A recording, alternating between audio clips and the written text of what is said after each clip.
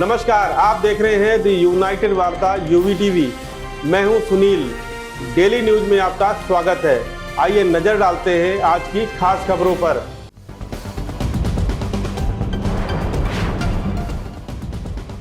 राजपथ अब कर्तव्य पथ से जाना जाएगा। बीजेपी विधायक की अंतिम विदाई। सीतापुर में 13 वांछित अपराधी गिरफ्तार। दिल्ली में दिवाली से पहले पटाखों पर पूर्ण प्रतिबंध। राजपथ अब अपने नए नाम कर्तव्य पथ से जाना जाएगा। एनडीएमसी ने अपनी बैठक में इसे मंजूरी दे दी है। राष्ट्रपथ राष्ट्रपति भवन से इंडिया गेट तक का रास्ता है, जिसकी लंबाई 3 किलोमीटर है। राजपथ पर ही हर साल गणतंत्र दिवस पर परेड निकलती है। केंद्र सरकार ने हाल ही में इसका नाम बदलकर कर्तव्य पथ करने का फैसला किया है। इस पर अंतिम मुहर लगाने के लिए आज नई दिल्ली म्युनिसिपल कॉरपोरेशन ने बैठक बुलाई थी। बैठक में नाम बदलने के प्रस्ताव पर मुहर लग गई है। अब इंडिया गेट पर नेताजी सुभाष चंद्र बोस की प्रतिमा से लेकर राष्ट्रपति भवन की पूरी सड़क और क्षेत्र को कर्तव्य पथ के नाम से जाना जाएगा। सेंट्रल विस्टा प्रोजेक्ट के तहत विजय चौक से इंडिया गेट तक सेंट्रल विस्टा एवेन्यू बनकर तैयार हो गया है। प्रधानमंत्री नरेंद्र मोदी कल इसका उद्घाटन करेंगे। इंडिया गेट से राष्ट्रपति भवन तक राजपथ के दोनों ओर के क्षेत्र को सेंट्रल विस्टा कहते हैं। लखीमपुर खीरी जिले के गोला विधानसभा से बीजेपी विधायक अरविंद गिरी का बीते दिन दिल का दौरा पड़ने से निधन हो गया था, जिसको लेकर पूरा क्षेत्र शोक में डूब गया था। वहीं आज दिवंगत अरविंद गिरी की अंत्येष्टि की गई। इससे पूर्व भारी पुलिस सुरक्षा व्यवस्था के साथ क्षेत्र के मुख्य मार्गों से शव यात्रा निकाली गई, जिसमें हजारों की संख्या में लोगों का हुजूम उमड़ पड़ा। उनके अंतिम दर्शन करने के लिए व श्रद्धांजलि देने के लिए स्थानीय राजनेताओं के अलावा कई बड़े राजनेता भी शामिल हुए। इसमें गोला पहुंचे डिप्टी सीएम ब्रजेश पाठक, जल शक्ति मंत्री स्वतंत्र देव सिंह, कारागार मंत्री सुरेश राही व पूर्व मंत्री कांग्रेस नेता जफर अली नकवी शामिल रहे।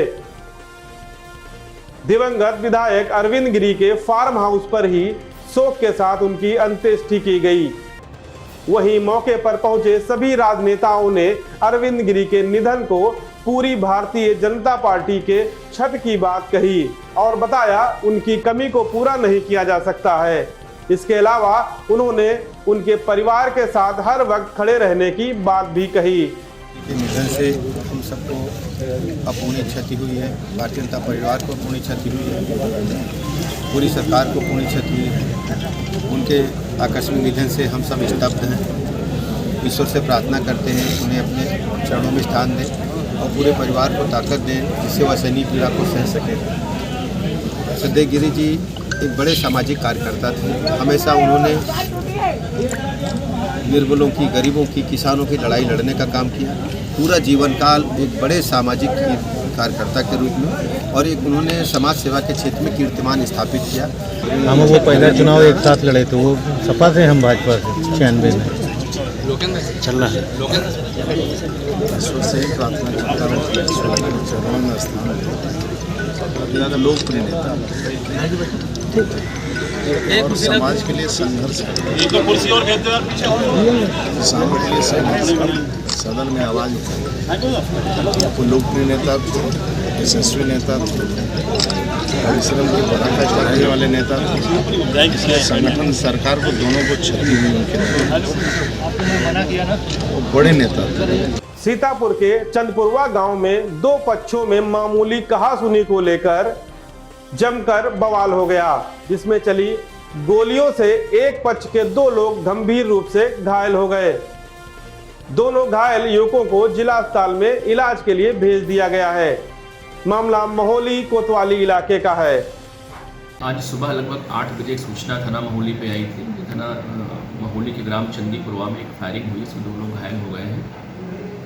ग्राम में हम सभी लोग विजिट किए। वहाँ जाके जानकारी ये हुई कि वहाँ पे एक धनई नाम का व्यक्ति है जो कल अपने दरवाजे पर बैठा हुआ था। गांव के एक पासी समाज के व्यक्ति बाइक से बहुत तेज उसके बगल से निकले, जिसके धूल उनके ऊपर पड़ गई। जिसको लेकर दोनों में कल बातचीत हो गई थी, आपस में लोग मारपीट कर लिए थे। दोनों जिला अस्पताल में एडमिट हैं, उनकी हालत बिल्कुल बेहतर है। उनकी चोट सुपरफिशियल है। थाने पर नामजद मुकदमा लिख लिया गया है, उसमें 2 आदमी अरेस्ट कर लिए गए हैं। मौके पर आवश्यक पुलिस बल का बंदोबस्त कर दिया है। शांति व्यवस्था गांव में इस समय कायम है। अग्रवाल सभा की महिलाओं ने भी श्री गणेश की स्थापना कर उनकी पूजा अर्चना की व उनका उत्सव धूमधाम से मनाया। सीतापुर 13 वांछित अपराधी गिरफ्तार किए गए। पुलिस अधीक्षक श्री घुले सुशील चंद्र भान द्वारा जनपद में वारंटी की नियमानुसार गिरफ्तारी एवं अपराधियों के विरुद्ध कार्रवाई करने के निर्देश दिए। उक्त निर्देश के क्रम में थाना इमलिया सुल्तानपुर, सकरन, महमूदाबाद, संदना, सदरपुर, मोहली तथा रामपुर कला पुलिस द्वारा विभिन्न स्थानों से 13 वांछित अपराधियों को गिरफ्तार करने में सफलता हासिल की है। दिल्ली में दिवाली से पहले पटाखों पर पूर्ण प्रतिबंध लगा दिया गया है। आम आदमी पार्टी की सरकार ने प्रदूषण का हवाला देते हुए पटाखों की बिक्री और इस्तेमाल को 1 जनवरी 2023 तक पूरी तरह बैन रखने की घोषणा की है। अब इस पर सियासी शोर भी शुरू हो गया है। भारतीय जनता पार्टी ने आप सरकार से सवाल किया है कि आखिर दिवाली और दशहरा पर ही क्यों बैन लगाया जा रहा है। दिल्ली सरकार के पर्यावरण मंत्री गोपाल राय ने बुधवार को ट्वीट करके बताया कि राजधानी में पटाखों को पूरी तरह बैन किया गया है। उन्होंने प्रदूषण का हवाला और लोगों की जान बचाने की दलील दी। मंत्री ने कहा, दिल्ली में लोगों को प्रदूषण के खतरे से बचाने के लिए पिछले साल की तरह इस बार भी सभी तरह के पटाखों से उत्पादन, भंडारण, बिक्री व उपयोग पर पूरी तरह प्रतिबंध लगाया जा रहा है ताकि लोगों की जिंदगी बचाई जा सके। तो ये था आज का डेली न्यूज। बने रहिए यूवी टीवी के साथ।